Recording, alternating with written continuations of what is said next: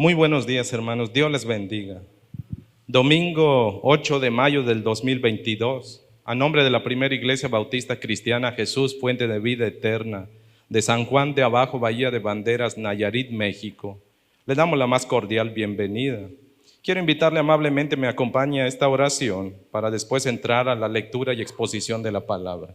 Señor, gracias por este día, por tu amor, por tu misericordia, por el perdón que nos concedes en Cristo Jesús. Gracias por limpiarnos cuando hemos fallado, Señor. Gracias por mover nuestro corazón a arrepentimiento para venir y confesarlo delante de ti. Y gracias porque sabemos que nos perdonas y nos has escuchado oportunamente cada vez que nos hemos acercado a ti.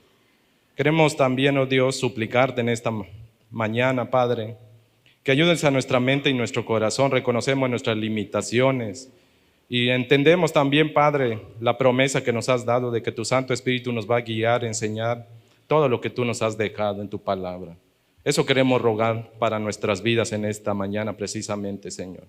Enséñanos, corrígenos, instrúyenos, sana nuestros corazones y nuestras vidas conforme a tu voluntad, Señor.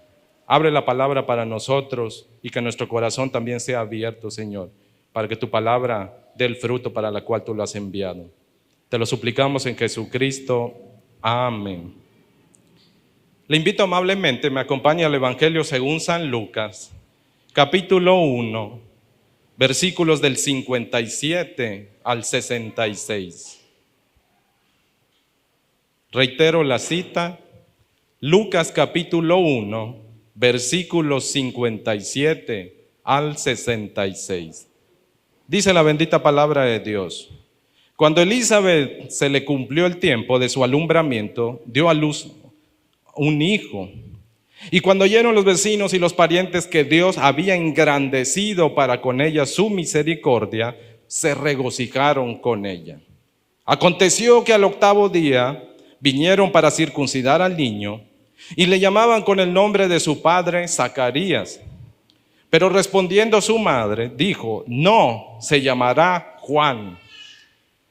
Le dijeron: ¿por qué? No hay nadie en tu parentela que se llame con ese nombre. Entonces preguntaron por señas a su padre cómo le quería llamar. Y pidiendo una tablilla escribió diciendo: Juan es su nombre, y todos se maravillaron. Al momento fue abierta su boca y suelta su lengua, y habló bendiciendo a Dios. Y se llenaron de temor todos sus vecinos, y en todas las montañas de Judea se divulgaban todas estas cosas. Y todos los que las oían, las guardaban en su corazón diciendo: ¿quién pues será este niño? Y la mano del Señor estaba con él. Dios bendiga su palabra. Puede tomar asiento. Quiero aprovechar en esta oportunidad que se acerca a una conmemoración más, una celebración del Día de las Madres. He titulado este mensaje, aunque va dirigido especial y particularmente para las mujeres, pero también hay algunas cuestiones y principios que aplica para nosotros los varones. El título de esta predicación es Mujer de convicciones firmes. Le reitero, mujer de convicciones firmes. Esa es precisamente Elizabeth. Lucas nos platica, Elizabeth nos demuestra una fe que cuando le toca vivir y participar en el plan de Dios para edificar en primer lugar un hogar y a través de su hogar servir al Señor, la historia nos muestra qué significa tener convicciones firmes. La promesa que Dios le hizo a Zacarías y a Elizabeth demandaba que se mantuvieran firmes en lo que Dios tenía ya de alguna forma planeado para sus vidas. ¿Qué características tiene una mujer de convicciones firmes? Bueno, examinando la vida de Elizabeth en este pasaje y en el capítulo 1 del libro de Lucas, donde se hace mención al respecto, hay 3 características de una mujer de convicciones firmes. En primer lugar, versículos del 5 al 25 y versículos 57 y 58. Una mujer de convicciones firmes cree en Dios a pesar de todo. Note esto en la historia de Elizabeth. A ella se le hace una promesa. La promesa es: vas a ser mamá. Dios te va a dar un hijo, y no solo un hijo, va a ser varón. Y no solo va a ser varón, va a ser un hombre de mucho impacto e influencia entre tu pueblo. Ese es Juan el Bautista. ¡Qué maravillosa promesa! Oiga, versículo 57 dice Lucas, en unas pequeñas líneas, de hecho la forma en que Lucas está narrando esta parte, se parece mucho a lo que dice cuando nació el hijo de Sara también, de que se cumplió el tiempo y llegó la fecha para que diera a luz, y había gemelos en su vientre, dice la escritura. Bueno, en el caso de otros patriarcas, sucedieron algunos eventos similares. Cuando se le hace la promesa a Elizabeth, el tono y la forma en la que Dios lleva a cabo los eventos, nos recuerdan un poco a esas grandes mujeres de antaño. Nos recuerdan a Sara, nos recuerdan a la mamá de Sansón incluso, y otros personajes al igual que Ana, por ejemplo, las cuales recibieron una promesa en medio de circunstancias difíciles. Cuando decimos que una mujer de convicciones firmes tiene que creerle a Dios y vemos la vida de Elizabeth, tenga presente algo. Elizabeth enfrenta dos grandes obstáculos para que ella en este versículo 57 se diga tan sencillamente: cuando llegó el tiempo de que tenía que concebir Elizabeth, dio a luz un hijo. Qué sencillo se escucha. Pero si uno observa todo lo que transcurrió, fue un reto y una demanda de fe y firmeza en todo lo que ella vivió. En primer lugar, aunque Elizabeth y familia son fieles a Dios, lo dice el versículo 6 de este capítulo 1, ambos eran irreprensibles, justos, es decir, era gente que amaba a Dios, era fiel a Dios. Venían de familias que amaban con todo su corazón a Dios. Eran de la familia sacerdotal de Aarón. Uno pudiera pensar: amo a Dios, estoy entregado a Él, nada malo me debería suceder, debería irme bien en la vida. Pero no siempre es la situación. De hecho, probablemente hay situaciones que Dios permite en nuestra vida cuya intención es que nuestra fe madure mucho más. Y uno pudiera pensar: ¿cómo es posible que Elizabeth y su esposo, siendo dedicados al Señor, viniendo de buena familia, estén enfrentando algo tan difícil? No han podido tener hijo porque, dice el versículo 7, Elizabeth no solo era estéril, sino que ahora era una persona mayor de edad. Esos dos son los más grandes obstáculos que ellos seguramente vieron ante la promesa de Dios de que iban a tener un hijo. Eso es por demás difícil. Uno puede pensar en una mujer joven. ¿Qué tanto problema puede tener una mujer joven de embarazarse y esperar el momento de concepción? Salvo que le digan: tu parto puede ser de alto riesgo, tu embarazo es de alto riesgo. Ahí amerita todos los cuidados. Versículo 24 dice que Elizabeth se recluyó, se guardó, reposó. En un periodo de a los 5 meses se guardó. ¿Por qué? Dicen los estudiosos, no sabemos si fue para tratar de lograr al bebé, porque ella era viejita. Mire cómo son las cosas y preste atención a lo que Dios está haciendo. Dios remueve de los dos grandes obstáculos, remueve uno. ¿Cuál? La esterilidad. Esa mujer, de ser infructífera en ese aspecto, de ser estéril, ahora Dios le hace milagrosamente poder concebir. Ahora sí puede concretar esa parte del proceso, pero Dios no la hizo más joven, no le redujo años, no la rejuveneció en su totalidad. Sigue siendo una viejita. Ya no es estéril, pero sigue siendo una viejita. Eso es difícil.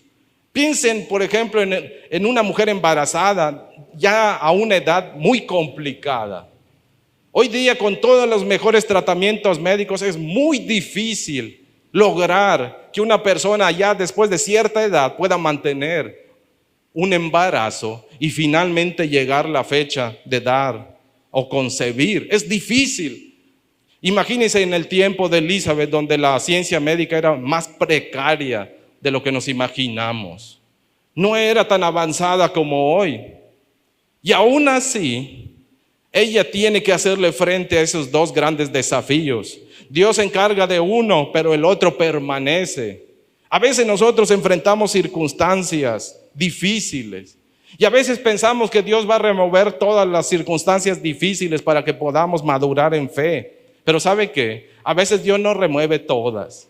Remueve una parte, porque ellas son necesarias y parte del proceso para que nuestra fe madure. Una mujer de convicciones firmes, a pesar de los grandes desafíos que puede enfrentar, se aferra a su Señor. Se aferra a creer en lo que su Dios le ha dicho. Esa es Elizabeth. Ella enfrenta estos dos grandes obstáculos para que ella pueda ver concretada la promesa de tener a su hijo en sus brazos, como dice el versículo 57, no ha sido fácil. Por eso el ángel le prometió a Zacarías, le dijo, tendrás gozo y mucha gente se va a regocijar contigo por el bebé. ¿Cuándo? ¿En el momento de su concepción o después de? ¿Sabe cuándo la Biblia a veces enfatiza que nos da ánimo y aliento? No cuando las cosas están bien, sino que nos da ánimo, fortaleza a través de su consejo cuando las cosas no son sencillas ni fáciles. No le dijo, vas a tener o tienes en este momento gozo y regocijo. Le dice, lo vas a tener. Sin importar que vivas, confía en que Dios, a pesar de lo que enfrentes, te va a dar gozo a través de ese niño. Es decir, todo lo que puedas sufrir, todo lo que puedas enfrentar, no te preocupes. Dios te va a dar gozo, pero aférrate a sus promesas. Cree en lo que Dios te ha dicho. Una cosa es creer en Dios y otra cosa es creerle a Dios. Hay mucha gente que dice que cree en Dios, pero no le cree en su palabra. No se aferra a su palabra. Lucas nos dice, una mujer de convicción no solo tiene a Dios como alguien presente en su vida, sino que cree en las promesas de ese Dios. Se aferra contra viento y marea, aún contra esperanza cree. Las circunstancias de Elizabeth no desaparecieron, tampoco las ignoró. A veces piensan que nosotros como cristianos somos gente loca. No, nos duelen las cosas, las miramos de frente, nos angustia, nos causan incertidumbre, pero nosotros tenemos claro algo, tenemos promesas sobre esas circunstancias. La enfermedad no es la que tiene la última palabra sobre mi vida. Los problemas de mi familia no son los que tienen la última palabra sobre mi familia. Cualquier circunstancia que esté viviendo no son los que tienen la última palabra en mi vida. La tiene las promesas de mi Señor. Ellas son apoyo poderoso, dice un canto que entonamos, para nuestra fe. Esos son. Una mujer de convicción entiende que a pesar de los grandes obstáculos, y recuerde algo, entre más grandes sean los obstáculos, mayor será la misericordia que Dios va a derramar sobre nuestras vidas. Dice el versículo 58, y cuando oyeron los vecinos y los parientes que Dios había engrandecido su misericordia, tan grandes fueron los obstáculos, más grande es la misericordia de Dios para ayudarnos a lidiar frente a esos obstáculos. Por eso hay que creerle. ¿Qué tan grande es el obstáculo que usted tiene en su vida y en su familia? A través de los cuales debe aferrarse a las promesas divinas.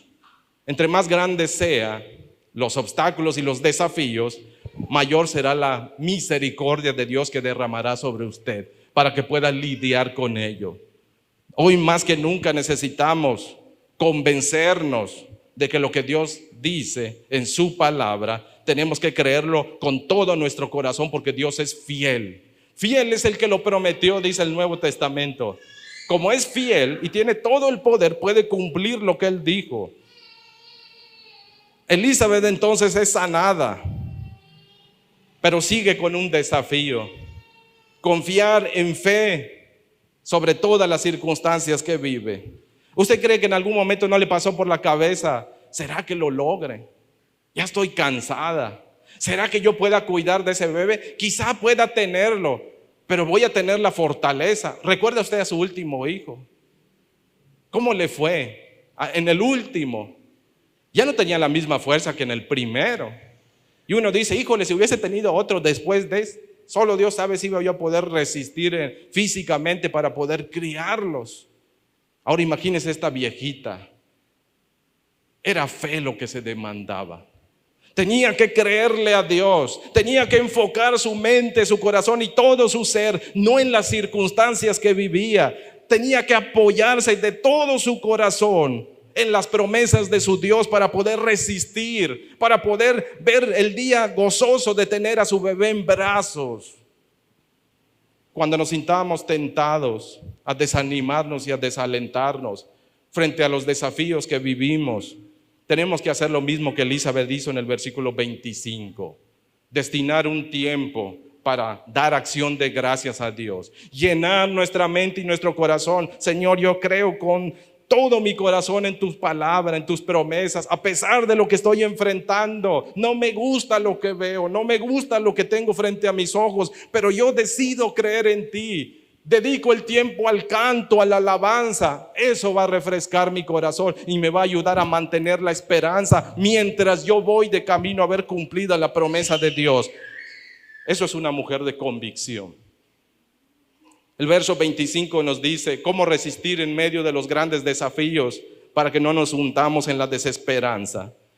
Que no le hagamos como Pedro ni como Pilato. Mientras vieron a Jesús, confiaron en Él, pero cuando vieron los problemas que ameritaba creer en las promesas de Dios, se fueron hundiendo. Elizabeth tiene una decisión que hacer en quién se va a fijar, en sus circunstancias que son reales o en las promesas de Dios que son mucho más allá, que demandan fe. No solo es creer en Dios, hay que creerle a Dios. Dice el escritor bíblico en este mismo Lucas, versículo 37, porque para Dios no hay nada imposible, por eso tenemos que creer en Dios por sobre todas las cosas. Para Él no hay nada imposible. Una mujer de convicción tiene eso como el lema de vida. Yo creo en Dios en esperanza contra esperanza, porque mi Dios no hay nada imposible para Él. Él me ha prometido y va a cumplir. Me aferro a eso. Volco mi corazón a invertirlo en la alabanza, en la acción de gracias, y que Dios me sostenga mientras veo cumplido y tengo en mis brazos. Eso sucede en el versículo 57.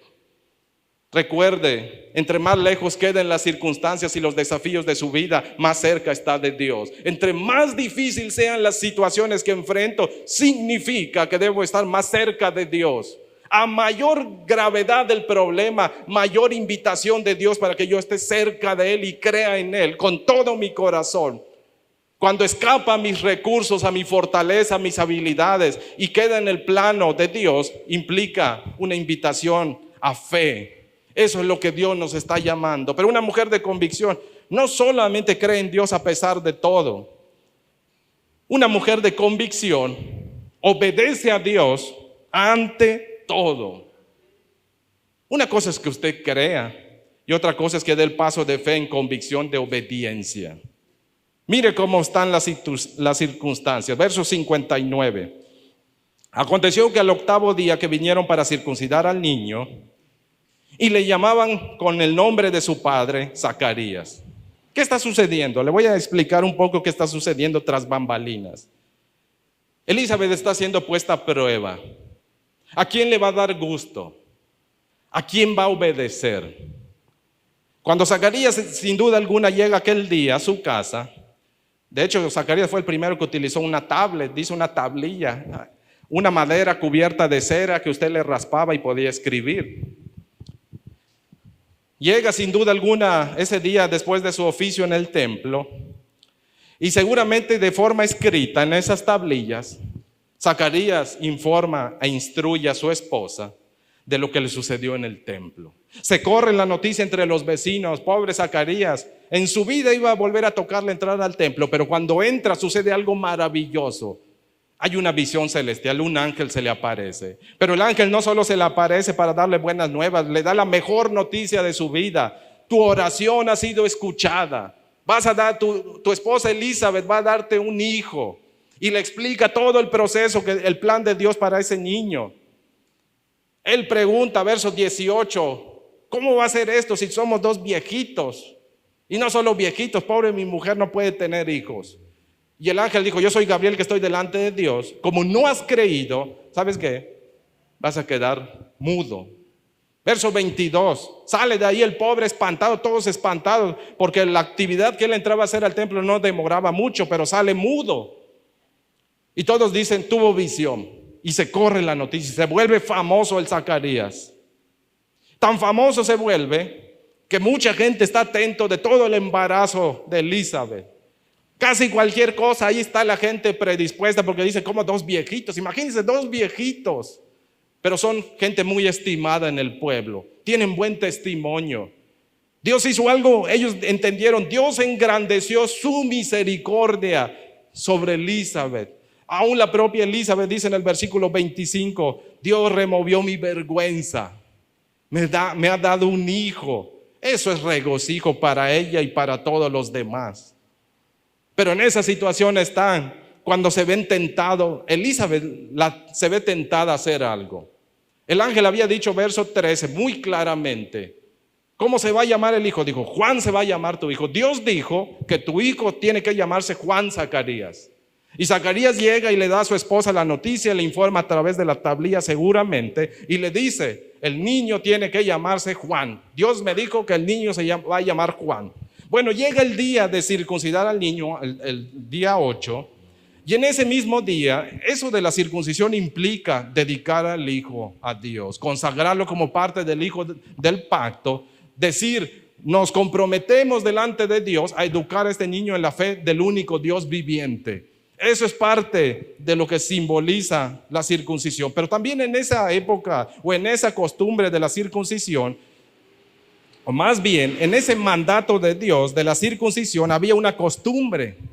La costumbre de ponerle nombre aprovechando la oportunidad que se reunió un grupo de gente con la familia por el niño. Al octavo día entonces no solo circuncida, sino que hay una costumbre. La costumbre es poner el nombre del niño. Y la gente trata de imponer sus deseos a Elizabeth. Cuando dice el texto bíblico y le llamaban, es el verbo griego, utiliza Lucas, ekalún. Ekalún quiere decir una insistencia porque se haga mi deseo. Entonces la gente estaba tratando de imponer su deseo, que no era malo, sobre Elizabeth. ¿Qué significa eso? Significa esto: Elizabeth y Zacarías recibieron de Dios la instrucción clara y precisa. La voluntad de Dios dice, se va a llamar Juan. Pero luego la gente que va y acude, en amor y cariño le dicen, ponle el nombre de su papá. Es bonito nombre, eso suena mejor. Y ella dice, no, tiene que llamarse Juan. ¿Y qué hace la gente? La gente dice que no le creyó. Y de hecho empiezan a argumentar para tratar de removerla de la decisión que ha hecho. ¿Qué decisión hizo? Ponerse del lado de Dios. ¿A quién le va a dar gusto? ¿A quién va a agradar? ¿A Dios que le dijo que tiene que llamarse Juan? ¿O a sus vecinos que están insistiendo y diciéndole, ponle el nombre como su padre? Zacarías es un bonito nombre. Significa Jehová se ha acordado o Jehová ha recordado. Es bonito nombre. Y sin duda alguna le diría a la gente, es bonito nombre, es famoso. ¿Quién recibió visión como el papá?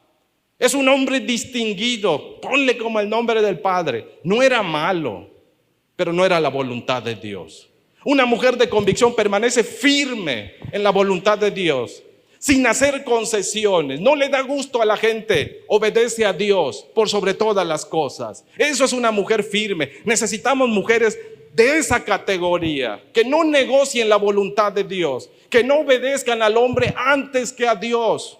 Dios es el primer lugar. No es darle gusto ni al marido ni al esposo. En el caso de los varones, viceversa, no se le da gusto a la mujer o al hombre. Se debe agradar a Dios por sobre todas las cosas. Esa es la voluntad sobre la cual tenemos que permanecer con firmeza. Eso es lo que está haciendo Elizabeth. Le están tratando de imponer otra voluntad y ella dice no. Permanece firme, verso 60. Mire qué dice.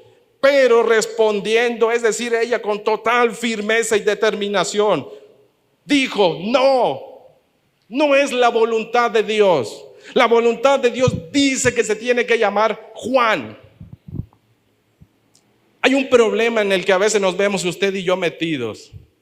Dice por ahí, a veces el problema no es distinguir entre lo bueno y lo malo cuando tenemos cierta madurez. El problema está en distinguir entre lo que es bueno, que no es malo, pero entre elegir entre lo bueno y entre lo mejor. Lo bueno no contraria quizá a la voluntad de Dios, pero no es lo que Dios espera que hagamos y elijamos, sino que espera que elijamos lo mejor. Pero en lo mejor implica mayor tiempo de espera, demanda mayor paciencia, mayor compromiso, mayor gratitud. Entonces a veces nosotros preferimos lo bueno por no enredarnos y comprometernos de más con lo mejor. La decisión que le estaban imponiendo a Elizabeth no era mala, pero no era la voluntad de Dios. La voluntad de Dios era mejor. Debía llamarse Juan. ¿Qué hacemos nosotros cuando nos vemos en eso? Sin titubear deberíamos actuar como Elizabeth. Decir, aunque suena bueno, aunque no es malo, pero esa no es la voluntad de Dios para mi vida. Eso no es lo que Dios espera de mí. No le voy a dar gusto a la gente, voy a agradar al Señor. ¿Cómo? Obedeciendo su palabra, obedeciendo sus mandatos. Elijo agradar a Dios antes que a mi familia. Elijo agradar a Dios antes que a mis vecinos. Elijo agradar a Dios antes que a mi propia congregación, que a mis propios vecinos. No, Dios primero. Él dijo esto, entonces en eso me afirmo. Y no crean que bajaron la guardia, Una cosa es obedecer hoy. Una cosa es que alguien diga, yo fui fiel al Señor 30 años, pero hoy ¿cómo está su vida? La obediencia demanda no solo que hace 30, 20, 10, 5, 1, un mes, aún el día de ayer. La obediencia de ayer tengo que perseverar. Mire qué hace la gente, verso 61. Vuelven a la carga, no se rindieron, les dio su respuesta contundente y firme en fe. Pero ellos siguen y hacen un contraargumento. Verso 61 le dijeron, ¿por qué? ¿Por qué quieres elegir ese nombre? Y luego utilizan algo muy convincente. No hay nadie en tu parentela que se llame con ese nombre. Y si ella se hubiese dejado llevar por eso, hubiese dicho, tienen razón, tienen mucha razón, no hay nadie en mi familia. Pero uno no se guía por costumbres. Una mujer de convicción no sigue costumbres a ciegas. Una mujer de convicción tiene la palabra en primer lugar. A través de la palabra filtra, examina, analiza aún lo que le plantean que debe hacer frente a su vida. Ella evalúa de acuerdo a la voluntad de Dios y se mantiene firme. Pero es muy convincente lo que le están diciendo, Fue un desafío para Elizabeth mantener su decisión. El hecho de ella haber dicho, no, se va a llamar Juan, no la dejaron de buenas a primeras. Le demandaron que mantuviera en perseverancia su decisión de obedecer al Señor. Una mujer de convicción no obedece solo un día y al otro día vive como quiere. Una mujer de convicción obedece hoy, mañana y aún el día que no ha llegado le pide al Señor, dame fortaleza y firmeza para el día de mañana obedecerte de igual o mayor manera de lo que te he obedecido hoy. Eso es una mujer de convicción. Ese tipo de corazón demanda, aunque es un desafío, pero la elección de honrar y agradar al Señor la tengo que mantener hoy.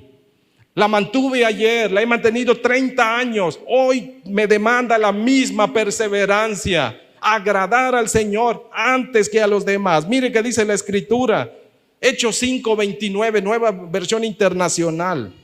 Es necesario obedecer a Dios antes que a los hombres, respondieron Pedro y los demás apóstoles. Una mujer de convicción dice, creo en Dios porque para Dios no hay nada imposible y le obedezco porque es necesario que yo lo haga. Debo obedecer a Dios por sobre todas las cosas, a Él antes que darle gusto a la gente. Eso es una mujer de convicción. Pero no solo es eso. Una mujer de convicción no solo cree en Dios a pesar de todo, no solo obedece a Dios ante todo, sino también construye su hogar junto o juntamente con Dios. Elizabeth ha estado construyendo su hogar. Verso 6. Antes de que el niño llegara, ellos eran personas esforzadas, que amaban a Dios de todo corazón. Y cuando se les anuncia el niño, ¿qué hicieron? Se dedicaron más al Señor. Se entregaron más al Señor. Ya demandaba no solo la fe que tenían antes, la fe debía madurar para recibir en sus brazos tan hermoso regalo, aquel niño. ¿Cómo empiezan ellos a trabajar para educar de forma adecuada a su niño, a construir su hogar? Una mujer de convicción sabe que el primer paso, sin duda alguna, es Dios. Pero ¿sabe qué? No ignora también esto. Y lo vemos en el ejemplo de Elizabeth y Zacarías. Hay que edificar en armonía con el prójimo, o en este caso, con el cónyuge. Qué difícil es jalar la carreta para el frente y que tu cónyuge la jale para atrás. Qué difícil es. Mire cómo son las cosas. Siga leyendo el texto. Dice, entonces, verso 62, preguntaron por señas, porque dicen algunos, Zacarías solamente quedó mudo, no sordo. ¿Por qué le preguntan por señas? Algunos piensan que probablemente también se le afectó la audición temporalmente, al igual que el habla. Entonces, de esa manera utilizaron señas. Entonces, no le creyeron a Elizabeth. Ellos habrán pensado, Elizabeth quiere imponer algo que no está ni en la familia presente. ¿Quién se llama Juan? Nadie. Hay que ir mejor al hombre. De todos modos, por costumbre, el que tenía la última palabra humanamente hablando era el esposo. Esposo y esposa, ambos en armonía, decidían cómo se llamaba el niño. Entonces van al esposo y dirán, quizás Elizabeth está un poco ofuscada o confundida, por eso está diciendo eso. Vamos a preguntarle mejor al papá. Al fin y al cabo, lo que él diga se va a hacer después de todo. Y se acercan a Zacarías, le hacen señas, verso 62. Le preguntan, ¿cómo lo quieres llamar? Verso 63. Pidiendo una tablilla, escribió diciendo, Juan es su nombre. ¿Qué significa eso? ¿Por qué Elizabeth dice, su nombre será Juan? ¿Y por qué ahora dice Zacarías escrito en esa tablilla, Juan es su nombre? ¿Qué significan esos dos aspectos? Significa armonía. Están en el mismo sentir. Están jalando la carreta del mismo lado. Una mujer de convicción ruega a Dios que su matrimonio sea como el de Elizabeth. Señor, ayuda a mi matrimonio. Que los dos jalemos del mismo lado.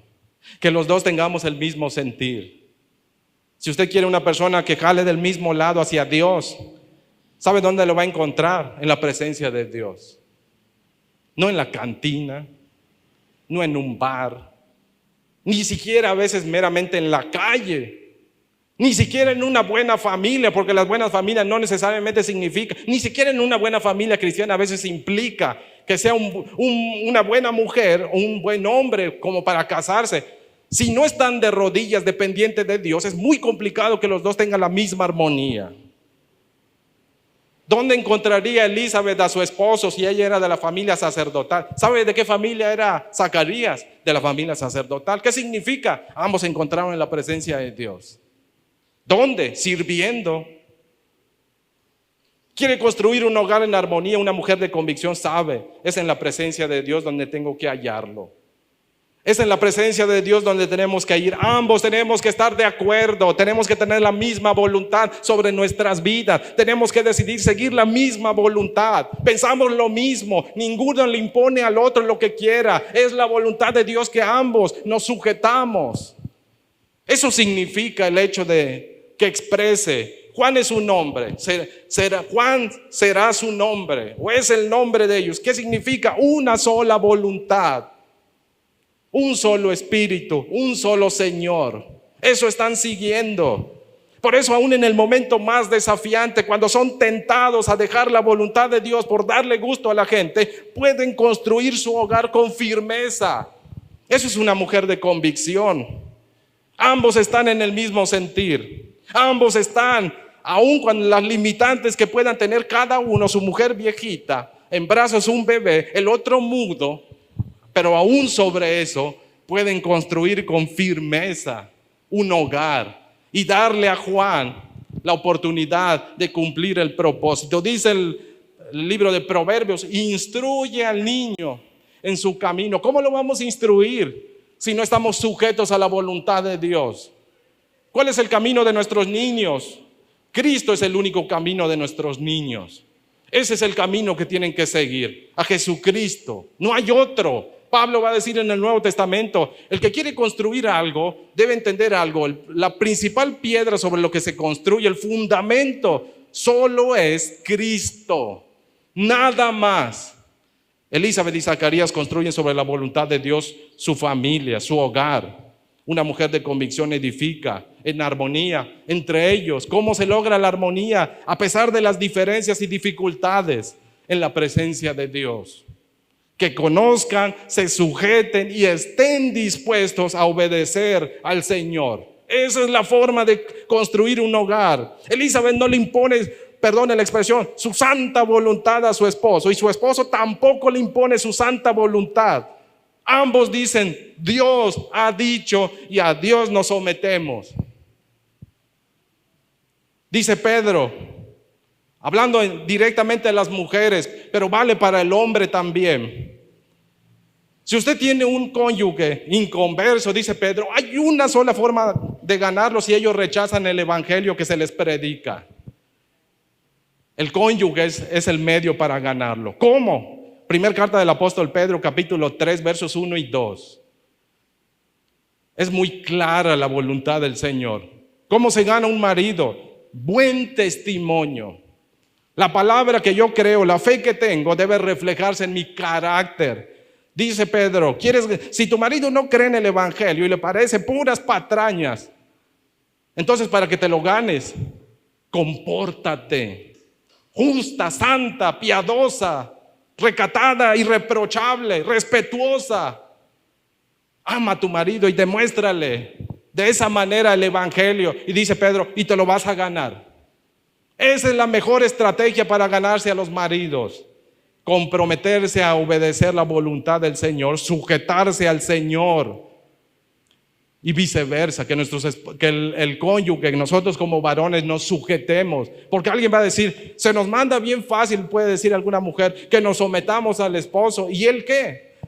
Si continúa leyendo, a partir del versículo 7, en esa primera carta del apóstol Pedro, a partir del versículo 7 le dice a los hombres, y ustedes no crean que se libran, tienen que sujetarse al Señor también.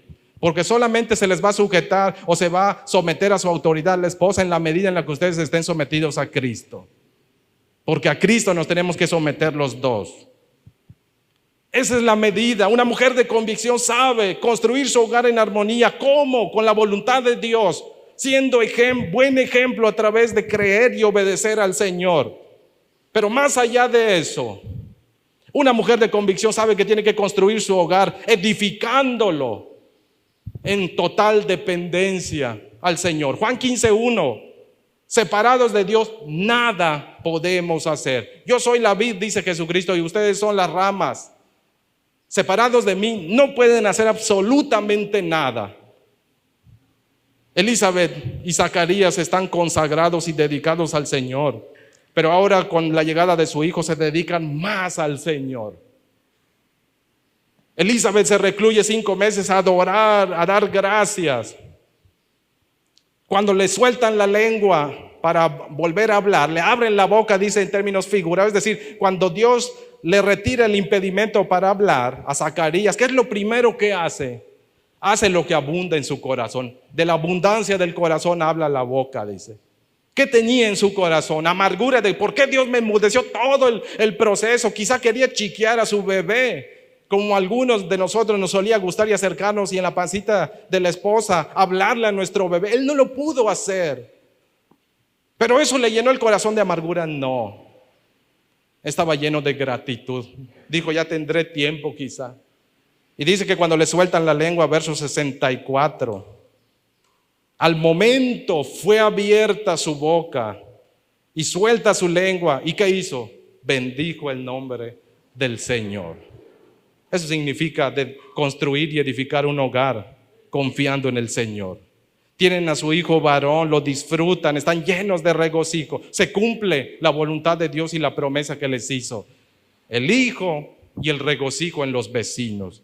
Ese día se está cumpliendo. En ese octavo día están celebrando. ¿Sabe qué? El hecho de poner nombre en el Antiguo y Nuevo Testamento, dentro del pueblo judío, que Dios cambie o te ponga un nombre, significa que Él está tomando posesión de tu vida. Significa que Él es el Señor y tú tienes que depender absolutamente de su amor, de su bondad, de su dirección. Que Elizabeth y Zacarías permitieran a Dios elegir y poner el nombre a su hijo, estaban diciendo, no es nuestro, es tuyo. Es una herencia que tú nos diste y te lo retribuimos, lo ponemos delante de ti. Sé tú el Señor de nuestro niño. Dirige la vida de nuestro niño. Cuida la vida de nuestro niño. Haz tu propósito. Que se haga tu voluntad y no la nuestra sobre este niño. Eso significó que Dios le ponga nombre. ¿Sabe qué?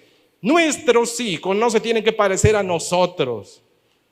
Tienen que parecerse de acuerdo a la voluntad de Dios, a la imagen y semejanza de Jesucristo.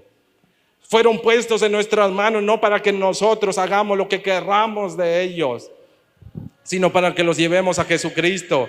Que el Señor Jesucristo sea su Señor. Que el Señor Jesucristo les ponga nombre, les dé rumbo y propósito a sus vidas y que haga a través de ellos su maravillosa obra en este mundo. A eso somos llamados. De esa forma está construyendo Elizabeth y Zacarías. Permitámosle a Dios construir nuestros hogares. Eso va a traer alivio, gozo y abundantes bendiciones para toda la gente que nos rodea. Un hogar auténticamente de bendición para quienes los rodean solamente puede ser encontrado en la comunión con Dios. Mire qué dice el escritor bíblico, Salmo 127:1, nueva traducción viviente. Si el Señor no construye la casa, el trabajo de los constructores es una pérdida de tiempo. Si el Señor no protege la ciudad, protegerla con guardias no sirve para nada. El Señor es el fundamento. El Señor es el único que va a darle sentido a nuestros hogares. Construyamos en comunión y dependencia del Señor. Señor, toma posesión de mi hogar. Ponle nombre a mis hijos como tú quieras. Trázales el rumbo de camino que tú quieras. Tu voluntad queremos seguir. Tu voluntad queremos hacer.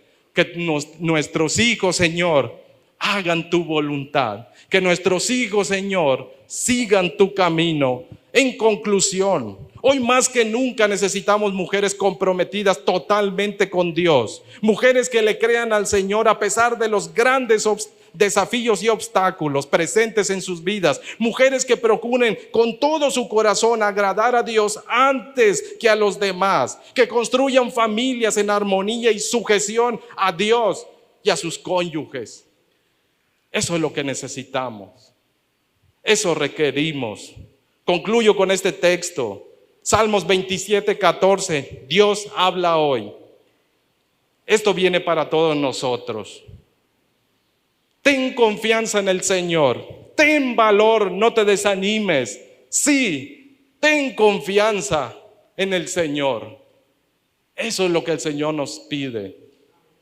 Necesitamos creyentes y mujeres en particular de convicciones firmes, que no retrocedan, que no titubeen cuando se trate de obedecer a Dios, que no negocien la voluntad de Dios y que construyan sus vidas, sus matrimonios, a sus familias, sus trabajos desde la comunión y armonía con Dios. Le invito amablemente a ponerse sobre sus pies y presentémonos ante el Señor y digámosle: Señor, ayúdanos a ser personas creyentes, cristianos, de convicciones firmes. Ayúdanos a creer en ti contra toda esperanza, Señor. Ayúdanos a mantener la obediencia, no solo hoy, aún el día de mañana. Fortalece en nosotros la fe para que te obedezcamos de todo nuestro corazón.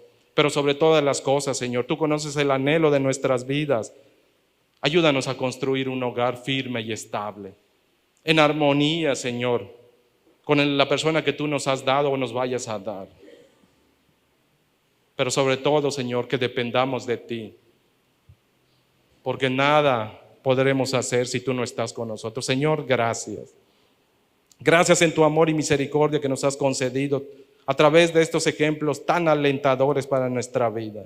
Gracias, Señor, porque lo que tú has mostrado, aun cuando humanamente quizás se pueda catalogar de imposible algunas cosas, a través del ejemplo de estos personajes bíblicos, nos desafías a nosotros hoy, Señor. Pero también nos muestras que podemos, al igual que ellos, porque ellos tenían las mismas debilidades, Señor, los mismos quizás desafíos y retos que algunos de nosotros enfrentamos, temores, incertidumbres y demás aspectos. Aún con todo eso, nada frustró tus planes. Tú cumpliste lo que te propusiste. De la misma manera te suplicamos en nuestras vidas. Ayúdanos, Señor. Ayuda a mis hermanas sobre todas las cosas a ser mujeres de convicciones firmes, que te crean, Señor, que se aferren a tus promesas, que sin importar los desafíos tan difíciles que puedan llegar a sus vidas, que ellas aprendan a aferrarse en acción de gracias, ocupar sus mentes y sus corazones en la oración y demás prácticas, oh Dios, para que a través de ello, mientras esperan cumplida tu promesa, permanezcan firmes obedeciéndote en todo. Que no cedan, oh Dios, ni pretendan darle gusto a la gente, sino que elijan agradarte solamente a ti. No solo el día de hoy, sino aún todo el tiempo que les concedas, que en sus corazones haya la firmeza y determinación de elegir siempre hacer tu voluntad, Señor. Tu palabra es muy clara en decirnos que tú produces el querer como el hacer. Ayuda a mis hermanas a participar voluntariamente de eso. Que cuando tú muevas sus conciencias y sus corazones para obedecerte, ellas respondan favorablemente a tu palabra y se mantengan en ello, a pesar de la presión, de todos los ataques que puedan sufrir, aun si la gente ni siquiera va con ellos ni los apoya, aun si los tratan de contrariar y arrastrar a otra voluntad, que ellas puedan discernir y permanecer en tu voluntad, Señor. Pero sobre todas las cosas, Padre, que a través de la fe y la obediencia que ellas demuestren ante ti, aprendan a construir en armonía sus hogares, Señor. Que aprendan, Padre, a discernir tu voluntad sobre a quién deben elegir para sus vidas si no han hecho esa elección. Y si ya le hicieron, Padre, y han encontrado desafíos en medio de ello, ayúdale, Señor, a ver todos esos desafíos como una oportunidad para venir ante ti, depender más de ti. Tú puedes transformar todo eso, Padre. Si aún ellas piensan que se han equivocado en algún momento en sus elecciones y demás, sin embargo, Padre, tú puedes corregir todo aquello en sus vidas que sea necesario para cumplir tu perfecta obra en ellos. Tú no te equivocas, Señor. Hay algunas cosas que quizás no se puedan entender, pero en tus manos, Señor, tú eres capaz. Para ti no hay nada imposible, dice la palabra. Para ti no hay nada que pueda evitar que tú puedas santificar, transformar una vida. Solamente te rogamos y suplicamos que cada uno de nosotros pueda permanecer firme ante eso, Señor. Ayúdanos a construir nuestras vidas, nuestros matrimonios, Padre. La vida de nuestros hijos, podamos encaminarla pacientemente hacia ti. Tú ponles nombre a nuestros hijos, Señor. Es decir, señorea sobre la vida de ellos. Aduéñate de todo su ser, Padre. Nosotros como Padre, aún antes de nacer, sabes que algunos los hemos dedicado a ti, Padre. Pero te suplicamos que nos ayudes a modelar de acuerdo, Padre, según tu voluntad. Ayúdanos a modelar ante ellos una vida que los convenza. También a los cónyuges que no te conocen. Ayúdanos a mantener una vida íntegra delante de ellos, porque si rechazan tu palabra, pero que la puedan ver por lo menos en nosotros, Señor, a través de un buen testimonio y a través de tu amor y misericordia, tú nos prometes que puedes traerlo a salvación y puedes traerlo, Padre, a renovación de todo su ser. Es decir, tú puedes hacer que nazca de nuevo. Ayúdanos a perseverar en eso, pero sobre todas las cosas, así como ha dicho tu palabra, no queremos construir sin ti, Señor. Queremos invertir nuestro tiempo, nuestra fuerza y demás recursos construyendo hogares en los cuales dependan absolutamente de ti. Que no se imponga ni nuestra voluntad ni la voluntad del otro cónyuge, Padre, ni siquiera la de nuestras familias, sino que sea tu voluntad a la que nos sujetemos y que ella moldee y dé el rumbo a nuestras familias, para que así como dice tu palabra, que tu mano esté con nosotros y en la vida de nuestros hijos. Eso es lo que te rogamos en Jesucristo. Amén.